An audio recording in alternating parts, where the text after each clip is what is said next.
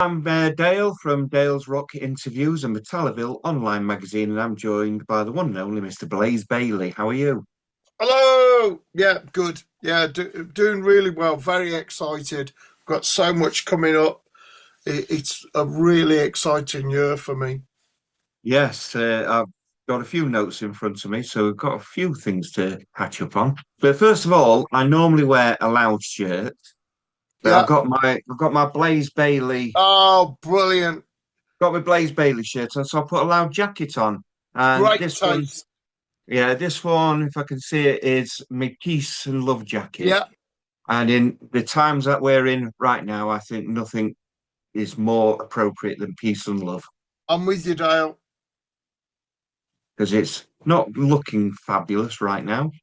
Behind me, I've got my Wolfsbane leaflet with guitar picks, and I've Brilliant. got I've got that little number there from Iron Maiden when with you Right. singing, and I've got my Blaze Bailey set list from when I Yeah. saw you at KK Steel Mill last year. Yeah, that was a good night. That was, wasn't it? Blooming That was hell. a fantastic night. Yeah. Really enjoyed it. Congratulations. Listening to you singing Virus is something I've been longing for, and I Mm. finally got to hear you sing Virus, and it's one of my all-time favourite Iron Maiden Blaze Bailey songs. Absolutely love Oh, great. it. I'm glad we didn't wreck it. I think even if you did, I wouldn't have noticed. I was too busy headbanging and getting into it. Right. So Iron Maiden anniversary tour. You're in the process of doing that. You've got Yeah. some European dates coming up. Mm. That's when I saw you at KK's. You were doing the anniversary tour, and it's the X Factor, Virtual 11, and the best of, including some rare B-side songs that very rarely listen to. And it's a very good set, and you're up there for quite a long time. I bet you're knackered after. It's about it can go from 2.5 to closer to 3 hours sometimes, just depending how much messing about that we do and Yeah, what what's happening. But um, it's gone really, really well. One of the things that I wanted to do with that set list that you saw, wanted to do some B sides that never things that I thought were good enough for the X Factor album, but just time ran out. You've only got so much time for mixing, and you've just got to say, right, we've got to stop now. Because when you mix a song, you've got to listen to it 10 times at least. yeah, So as you go through and make little adjustments and all of this, and that's where the time comes in. So you're putting on hours and hours by saying, "Oh well, we're going to do this one." So we had to draw the line, and the X Factor I think worked out really great. And then yeah, it was nice to go back and have a little go. And I don't do everything the same as the record. So with the set that was starting out on this, you saw the X Factor anniversary, yeah, and with this tour that we're doing now, it's a few of the same songs, but also more Virtual 11 yeah, songs. And it's my own style, really, because on those two albums, there weren't any harmony guitars. There's some octaves going on. And there's a couple of drum fills that I felt, oh, I would have liked a drum fill here and a harmony guitar there. And in the arrangement that we do, we put them in. And it just feels so natural, yeah, you know, and everybody's enjoyed. Not one single fan has said to us, "Oh, I was so disappointed when I heard the harmony guitars," you yeah, know, where we think they perhaps could have been on X Factor and Virtual 11. So yeah, it's gone well, and most fans have gone, "Well, it's refreshed it." They've been living with those songs for 30 years, and they go, well, it feels like it's refreshed, not yeah, that it's spoilt or anything, which is really good. A huge part of it is my voice is so different to the voice on the X Factor and Virtual 11. I've grown so much. I'm listening to some Wolfsbane songs because the Wolfsbane tour is in May, and my voice, it really is the voice of a boy Yeah, compared to the voice of the man that I am now. So it's different. So I have all of these things that we were experimenting with and finding areas of my voice on the X Factor and Virtual 11, which were new to me.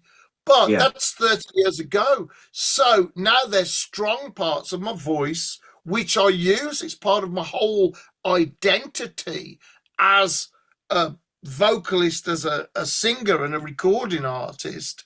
When I approach writing, I approach it from the point of, okay, well, I've got all of this to use. And it's not just about being loud, in tune, in time. There's also emotional and yeah. dynamic and all of these things.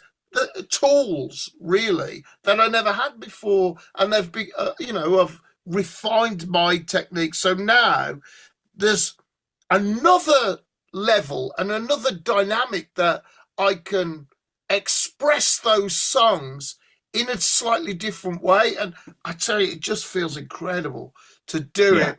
And with the reactions that we've had are absolutely fantastic. And some people, they're fairly new to those albums.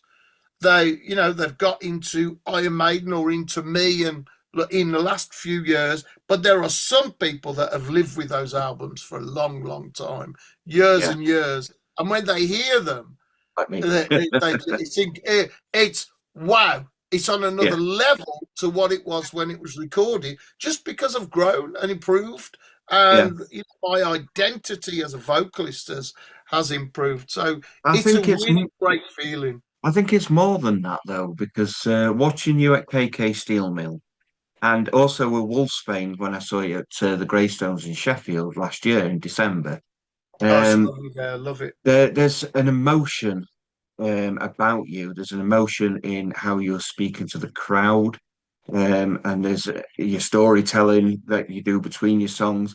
There's an emotion there that I'd not seen before when I've seen you. And I Mm, think it's largely to do with the journey that you've had to get to this point, including leaving Iron Maiden, including your heart attack mm. and other things in between. And I think that roller coaster has brought this whole emotion side out of you and an honesty that were on stage, especially when I saw you at KK's, how you were talking to the crowd. There was a raw honesty and emotion about it. And I thought it was very refreshing and it brought a whole new dimension to your music.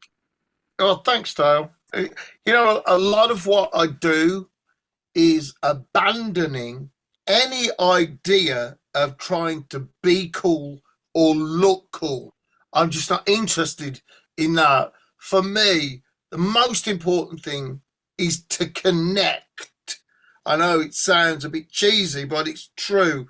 Even so, to connect with my audience and with my fans, to find the common ground, to show, look, these these are things that every human being goes through at Yeah, some point in their life. So effectively, when we share these songs and share this music, we're going through it together. yeah, yeah. So you sort of going back, not I wouldn't say full circle. Yeah, I would say full circle because you reunited with Wolfsbane, the original band from 1989, and you're going on tour again with them after just finishing your Yeah. tour. And you've also with your Iron Maiden, you're going on full circle again with your latest announcement, EDDFEST. So there seems to be a lot of returning back, which is Well, you know great. what? Revisiting. I don't know how you feel about this, Dale, but in these last 3 years, maybe a little bit longer, there's a lot of nostalgia, and that people seem to be open to that era Yeah, and the nostalgia. Maybe it's what was happening then we were coming to the end of the Cold War and everything like that, and things were a bit more hopeful.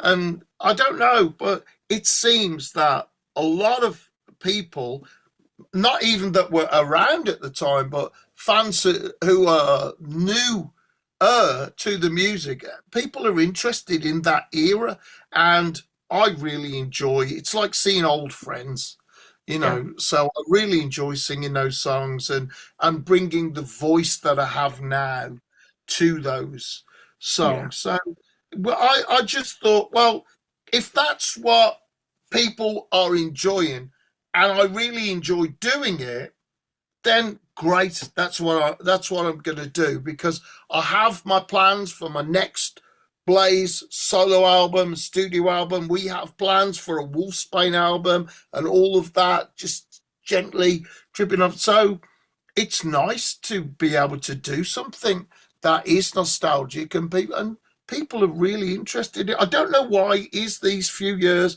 that nostalgia for that era seems so important, but it's something that I'm enjoying, because I really like to go back and revisit that yeah, era. And with Wolfsbane, we've done the first album again, Live Fast, Die Fast. We've stuck to the songs, the format, more or less as much as we could, and put who we are now yeah, and our musical ability and personality into it.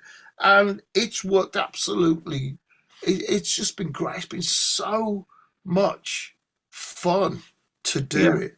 So it's exciting. And then when I got the call about Nebworth, I was really, if I hadn't been sitting down already, you could have knocked me down. I was like, what? And Steve said, oh, do you fancy doing this? We're having a thing, EDDFEST, and do you fancy doing the Friday night and all of that? I was like, yeah, yeah, sounds like absolutely fun. Of course, I mean, you'll understand this, Dale, that my absolute dream, I know it's just at the back of my mind, was Paul Diano, Bruce Dickinson, and me singing Summit, being on yeah, stage at the same yeah, time. But yeah. that can never happen. It's just It now it is. can. It can with the virtual reality with Paul. You can put Yeah, Paul with the virtual reality yeah, and have maybe. Paul, and Bruce all doing Iron Maiden. I think that'd be fantastic, and Yeah, that's always been a dream of mine as well. And possibly bringing on Dennis Stratton and having Clive Burr I think it also. would be fun to do Yeah. something. But he said, "Oh, do you fancy ever doing it?" I thought, yeah, I think it'd be great.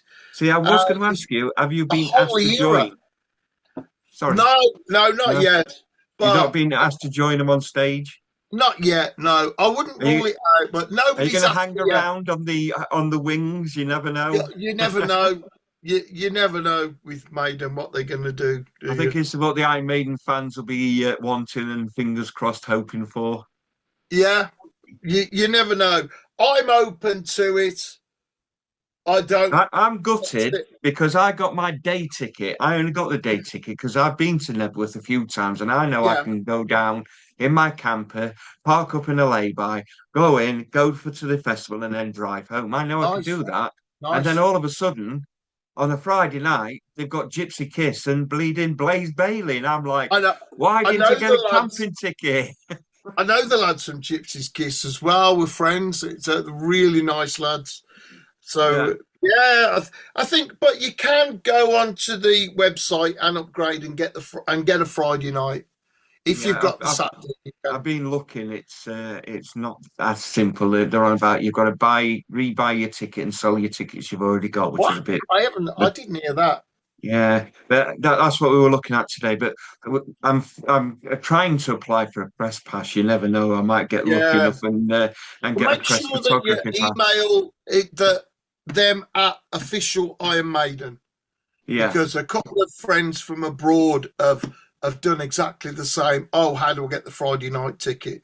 So make sure you go to official Iron Maiden to right. email, because friends of mine who fans who've become friends, they've done that and they've managed to get walked. Oh, this is how you do it. So Oh, good. I'll have to look into that. So thank you very Yeah. much for your advice on that one. So, are you planning on stopping the whole 2 days? Yeah, I am. So far, we've got the plan is to do the whole thing because I would have been there anyway with Planet Rock doing my Yeah. Friday night Planet Rock show from there. So, and then because when Steve phoned me, he said, "Well, you'll be there anyway doing your radio thing." So I was going, "Yeah, I suppose it will be." So you may as well do it. So, all right then. I know. It is fun though. I know the Absolver band, who is your on stage Yeah, band. They're a bunch of lovely guys, and I know they're super excited. yeah. I think there might have been a bit of high fives and celebrations going off when they heard that one. And if you think about it, Nebworth in the history of rock music and metal in the UK, it's been huge, Yeah, a huge festival in the past. So for all of us, it's like, well, Slade did this and yeah, had a massive comeback. Loads of bands that I mean, artists that we cherish have done it, and people, the stories from Nebworth, the legends that have taken place there. It's yeah. amazing. So I that's used a big to part of it. love. Yeah, I used to love Sonisphere. Yeah. Fantastic festival. Such a pity it's no longer there. But my first ever Sonisphere festival, Iron Maiden, was headlining that with Mm. Rammstein and Alice Cooper. Yeah. Absolutely amazing. And a couple of years later, Iron Maiden were there again, and Bruce Dickinson flew a World War I mock air battle above the thing, landed, got Mm. in a helicopter, flew over, then opened with Iron Maiden. It were, Mad, yeah, isn't it? it's Absolutely incredible. mad. It's a Yeah. brilliant venue. But my biggest question is, what's taken them so long to do a bloody festival? I think it's just the economics of it. Yeah, No, that's it. It's a massive commitment. You've got to remember it's music business. And sometimes they go like this and everything's great. And sometimes they go like this and it's yeah, just they cancel each other out. The business and the music for all you want to do it all for the right reasons.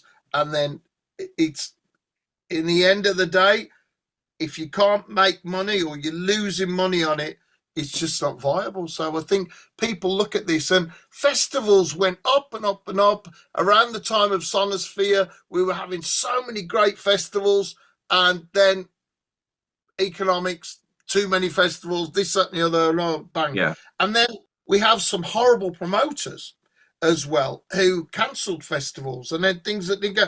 So we've been through a rough patch, and hopefully this is going to start changing things, and we'll see Nebworth come back because of Yeah, me. yeah. Well, there's some really good bands on as well. We've got the Almighty, Mm. and then we've got the Who. I've never seen the Who. Desperate to see I'm the looking Who. forward to that. Yeah, Mongolian heavy metal. Yeah, I can't wait for that one. The Darkness, who are incredible and good fun, and Airborne. Who doesn't love Airborne? So that yeah, there's a. I'm not sure who. I'm thinking I might have missed somebody, but there's a lot of good bands on, and it's going to be a cracking festival. But talking about festivals, you've also got Winter Storm at Troon in Scotland. yeah, Um, You've got Planet Rockstock, which obviously makes sense with you being on Planet Rock. yeah. That just seems like an obvious choice. So you've got a couple of festivals coming up. So I'm not sure if I've missed any, but you've also got We've got a big European. one. We've got a big one in Spain with Saxon as Oh, well. oh, Yeah, in summer we've had loads coming. So yeah, we've got a lot going on in July. yeah. So like, we're very lucky, man. I'm so excited about it, Because you've and got people your really European want to. tour. You've got your Yeah, European tour, which is going to be it's going to be Iron Maiden and Silicon Messiah. Is that correct? no, it's gonna. We've finished the Silicon Messiah tour now, Yeah, and it's sad, but also, it's really cool. It it lasted and it did so well. But now that's it for Silicon Messiah. Now we're doing the Iron Maiden anniversary set, Yeah, which is a mixture of Virtual 11 and X Factor. Investor And Edition. Yeah, that, yeah, and that's we start that next week on Friday, I think it is, yeah, and then we'll come back to the UK with I come back with Wolfsbane, and then in October, then we do the UK tour yeah. of the Iron Maiden anniversary set, which is that set with uh, Virtual 11 and X Factor, my favourite songs from there. So you never know what we're going to do. You know, the set's evolving. Next weekend will be in Lille in France and Verviers in Belgium, and we'll be playing what we think is the set list. But normally you go, oh well, this is better, or maybe that's missing, or we need Yeah. another fast song or something like this, you know. So we don't know really the whole actual finished set list until we get to the UK. So Yeah. it's very, very exciting. We've got so many great things going on. Because obviously, Wolfsbane then steps in. You come back to the UK, and then you've got Bonfest, and then Rocksoft Festival. And then this is all in May, 1st of May, then 3rd of May for Rocksoft, and 15th May Southampton, 16th Cambridge, 17th Tunbridge Wells, 21st London, 22nd Milton Keynes, 23rd Hull, 24th Blackpool. Then you're at Nottingham Rescue Rooms on the 29th, and then Call of the Wild to finish off that tour in Lincoln on the 30th. No Sheffield, I'm a bit gutted about that, but Yeah, it just didn't work this time. So hopefully next time we'll put that back in. We love it there. yeah. So you're always touring, Blades. You must be knackered. I'm very lucky. You know, I'm very lucky. My dream when I was 18 was to be a full-time heavy metal singer. I saw all my bands, my formative band, the big bands were at Birmingham Odeon, and it's only like 1,800 Yeah, seats or something like that. Not a really big venue. I saw Metallica twice, Iron Maiden three times, Bon Jovi twice. I saw Diamond Head there. I saw all the big bands, and when I saw Ronnie James Dio on his Holy Diver tour, I went to work on my night shift after that. And while I was on the night shift, which basically my job was cleaning a hotel, then I just thought, well, if I could do anything, what would I do? And it was, well, I'd be like Ronnie James Dio. I'd be a heavy metal singer and go on tour. Not yeah, be rich and famous, but just be a heavy metal singer. That and that was it. And then I don't know how this happened. The very next second, I go, then why not do that? And I couldn't think of a reason not to try and do it. And that yeah, was it. And it's since that I've been pursuing this dream since then. And I am a full-time heavy metal singer. That's my day job. I'm a yeah, professional heavy metal singer. I mean, the job is so rare. I mean, there's less professional heavy metal singers than there are footballers or professional sportsmen, or you know. So I feel so lucky to do it. And of course, the number one thing is I love to sing, and to be able to sing songs that I've worked on or I've written and sing them with, really not to, with fans that yeah. know them and enjoy them. It's an incredible feeling, and if the government knew how good it felt, they would tax it. That's without that. So I feel incredibly lucky, and you know that I had, after my heart attack, I had to have 6 months off where I couldn't do anything. But there was a silver lining to that in a way, in that once I was well enough and I could go out, because I was always on tour before, I never got to see bands. So I was able to go and see Metallica and Kiss and Witch Hazel and a lot of other bands. And you know, I live just down the road from KK Steel Mill and just go there all the time, anytime there's anybody on there from Fozzy right through, then I could go. So I feel, yeah, it's nice to be able to have that work and have gigs booked, and I'm very lucky to be healthy enough to do them. And of course, I have incredible loyal support from so many fans that support me and have stuck by me through everything. That it feels really nice to be able to have a big busy year, because I want to come out with a really important album the next year in 2027. Hopefully, fingers crossed that it goes well. So I'm really looking forward to this year, and so far everything we've done has gone really, really good. Yeah. It must be hard going on tour with the Appleton brothers and their love of Greg's sausage rolls and Weatherspoons. Mm, yeah, well, we have a bag of mixed salad on the rider now, so to try and protect myself. That's your shield from the Appleton Yeah, brothers. that's what we try.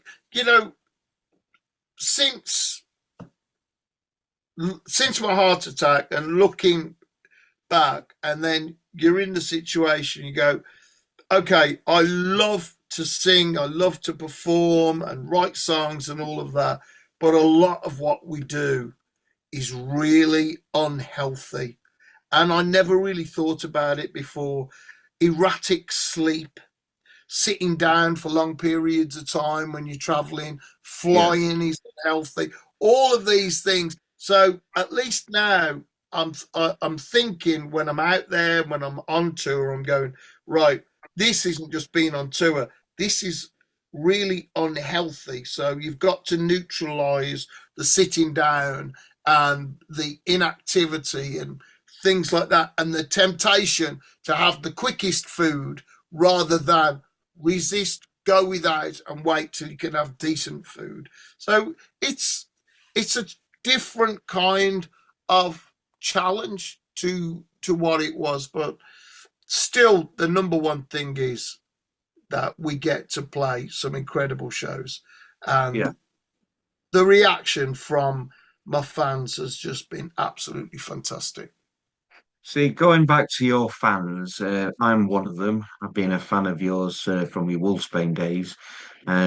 Seen you at Wolfsbane at Sheffield Corporation, and with you with Iron Maiden as well, Sheffield City Hall. I absolutely love your music. So I'm one of these fans that I'm talking about. We love it meeting you. We love it you signing merch, and we love that aspect of you that you always got time for your fans. But yeah, you've had to take a step back from that. One due to health reasons, I believe, but the other one is to do with going back to the song "Virus," the rats in the cellar, the scourge that we've got of people imitating a fan and then putting your stuff straight on eBay after you've signed it. And Yeah, I got to see it when we queued to see Bruce Dickinson at HMV, and there was a yeah. heavy metal dude behind with he looked the part, all the heavy metal albums, all the Iron Maiden albums, and Bruce signed them all, 300 quid on eBay next day. Yeah, that's it. And it's a sickener. And there's proof of him signing it 'cause he's took photographs of Bruce signing it. Yeah. And my signed Iron Maiden stuff is proudly on the wall. Me Paul Yeah. Di'Anno signed albums, me Bruce Dickinson stuff, me Blaze Bailey stuff is on the wall. It's Mm. something I treasure. And I've still got stuff which I want you to sign like this behind me and this Yeah. set list and so on. But you've had to take a step back from this. Am I right? It's to do with the health Yeah. as well as The, the, the these first rats. the first thing is my health, because I've got bigger and more popular. And so it's gone from meeting 30, 40, even 50 fans to 100 fans each time. Yeah. So what happens is, one, I can't talk. I can't use my voice, so I can't get into conversation, especially if we've got 2 or 3, 4, 5, 6 gigs in a row. I can't talk, so then I've got to sign on this. I can't talk. Whereas in the old days, I could say hello to everybody and, meet them properly and but no, I can't talk before the gig. Then it takes so long to do the meet and greet. I don't get a chance to warm up before the show and Yeah. check in. Like, one, is my heart okay? Yeah, right. I've got diabetes as well. I didn't put that in the press release, but I'd found out at the time of my heart attack. They tested me. I'm diabetic. I didn't know that before, so I've got to watch that as well. And then the thing is, normally I would want 45 minutes to warm up, to prepare from nothing to going on stage and singing. Well, I wasn't getting that. I wasn't hardly getting any time to warm up. So I wasn't getting the time to warm up. I can't check in with myself. Is my diabetes okay? Is my heart okay? And, all of that. And of course, I'm much more tired now. It's a normal thing with people who have a quadruple or triple bypass operation, heart surgery. You're just more tired. You don't have the energy levels. So all of that was, okay, this has got to stop. And then it was a huge effort to do it. I love meeting my fans and a lot of the wonderful stories about when they first got into music. And then to see, I've given up my warm-up time. I've really put myself out, to see that it's been abused by someone with a picture of me signing the thing that's on there for 200 quid or 300. You think, what? That's really wrong. And this is a problem that didn't exist when I started. Yeah. It was hardly anybody did that. So it was all people who were keeping things for their own memorabilia, for their own.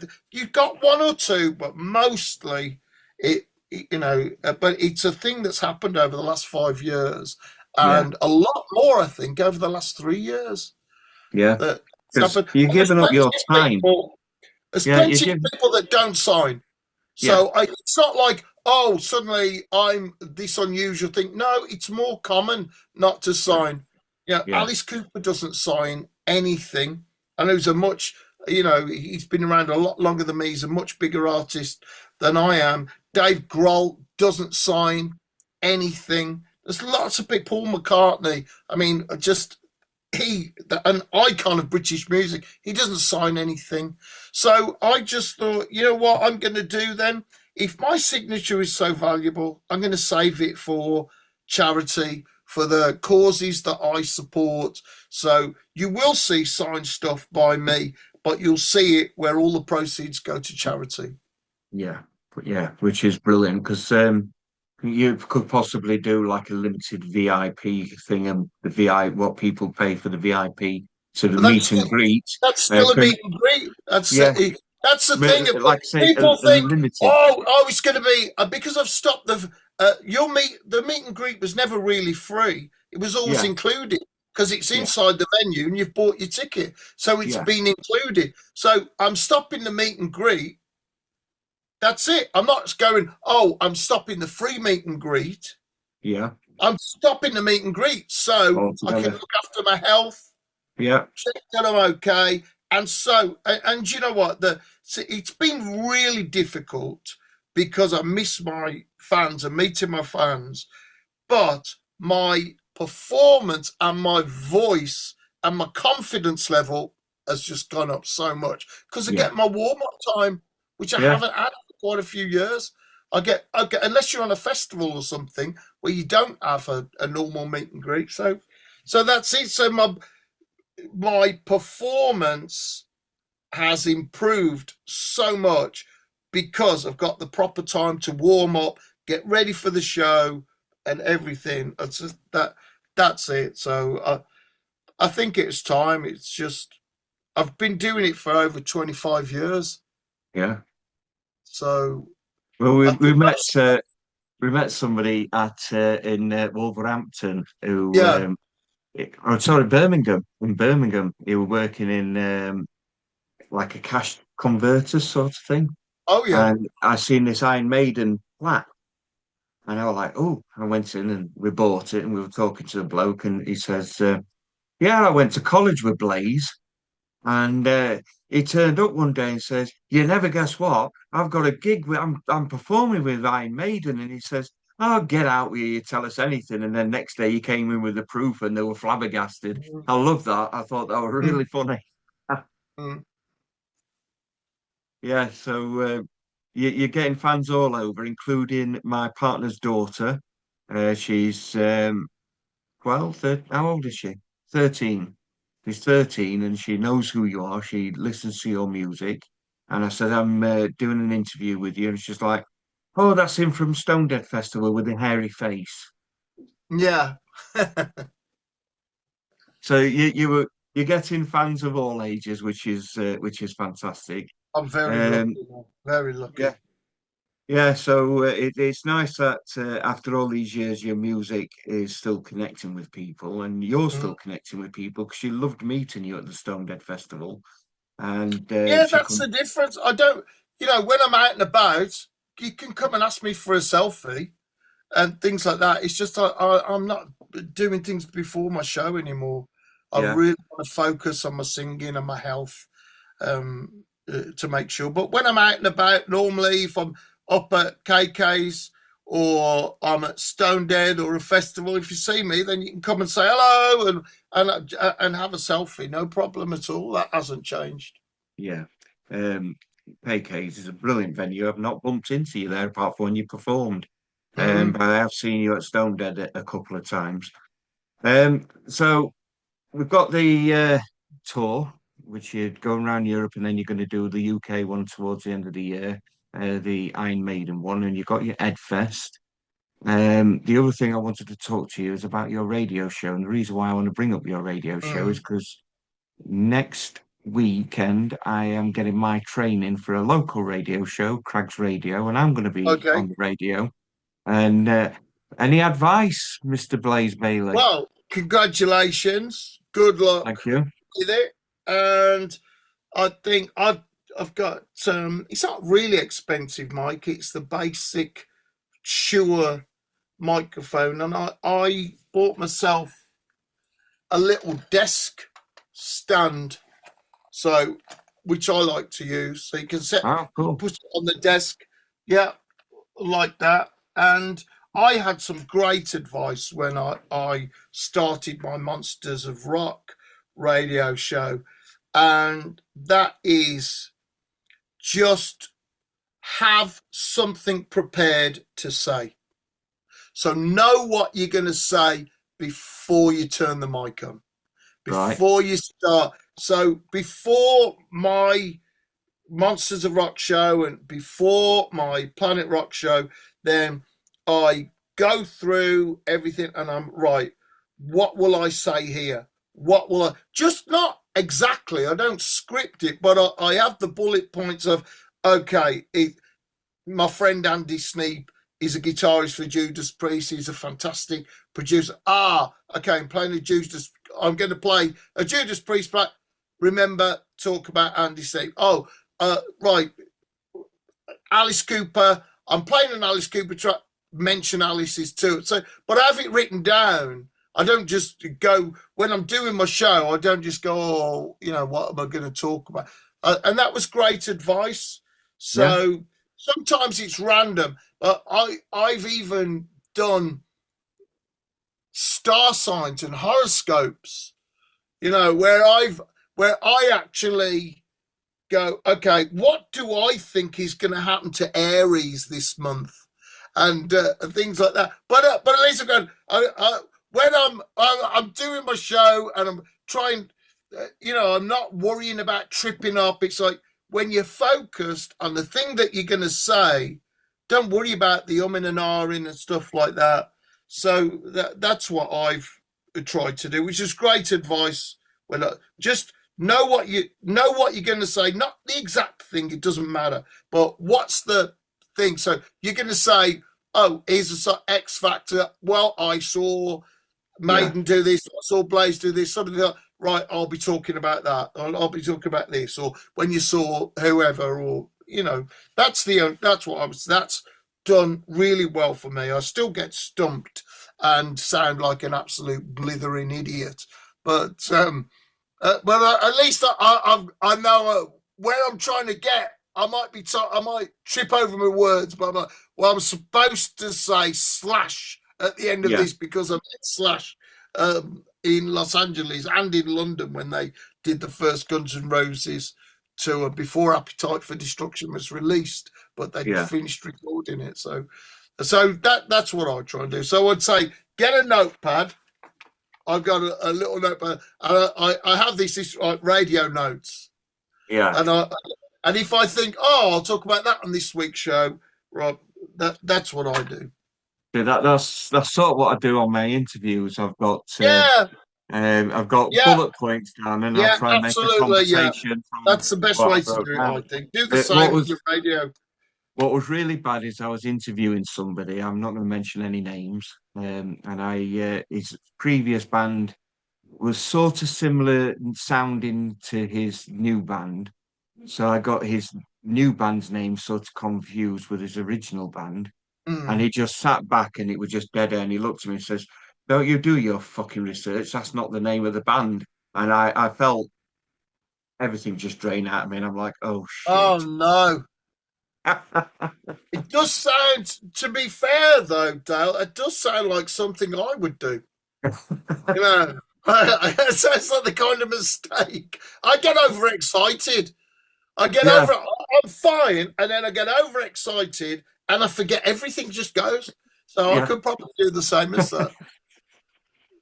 Well, that's great advice. I finish off my interviews. When I first interviewed you, this is a new thing. My partner gave me a question I asked Yeah. at the end of the interview. So my beautiful lady Tracy always asks, "Tell us Okay. something about you that we don't know," which I know is a difficult thing for you because everybody knows everything about you.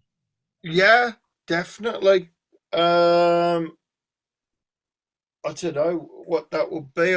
But yeah, people do know a lot about me. Um. I am.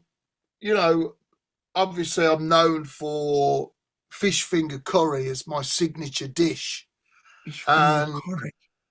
yeah, oh What yeah, abomination is that? yeah. Well, you haven't lived. Well, culturally. I mean, this is proper heavy metal cooking. It is whatever you're desperate for curry, and whatever is left in the freezer. Like you found a few old fish fingers in a box you forgot about. That is now the curry. All right. So yeah, so I am working on a new a new dish um, using sausages.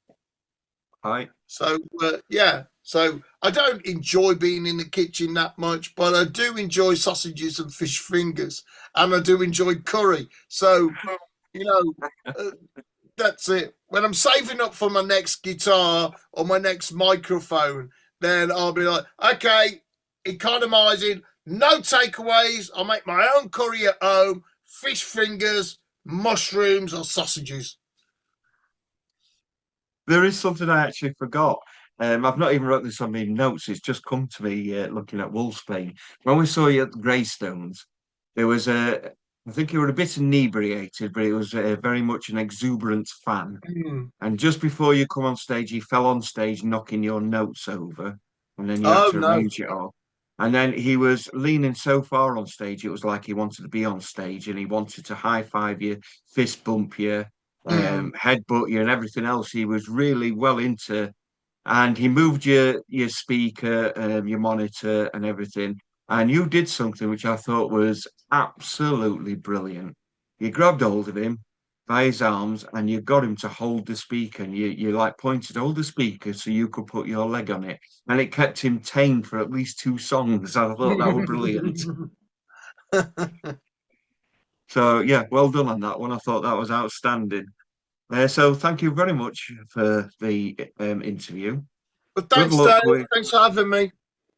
good luck with your tours, your many tours, because you don't seem to sleep these days. And good luck with your festivals and EDDFEST. And I really hope to see you on stage with Iron Maiden once more. That would be an absolute dream. Yeah. Well, thanks, then, Dale. Thank you. And good luck with your new radio show. Thank you very much. Cheers, And mate. I'll catch up with you soon. Yeah. See you out there.